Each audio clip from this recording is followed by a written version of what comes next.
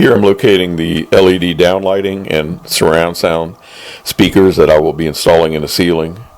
And I'm establishing the clearances for the joist and the support structures and getting measurements for the center of the holes. And here we have the center channel for the surround sound located over there where the monitor or the screen display will be.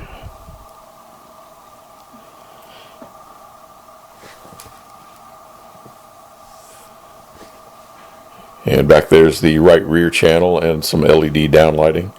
I just want to make sure that all the lighting is in a proper location, and the speakers, when I cut the holes, they will fit and clear properly.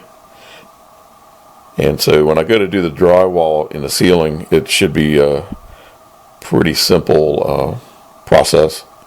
Now that I know where all the locations of the holes will be, and I know the diameters. And I know for sure everything will clear because I've already mocked it up.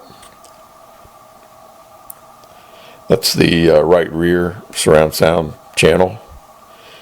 And there's some more LED recessed lighting along the walls. And there's the right front surround sound channel. And you can see all the audio cables coming down from the ceiling for all the channels. And there again is the center channel. I did have a CAD drawing I made designing the lighting and audio in the ceiling over there, and once I got the drywall down, I could see that I was going to have to make a few changes, but for the most part the lighting and the audio is pretty close to where I intended it to be, and I've had to just make a few changes.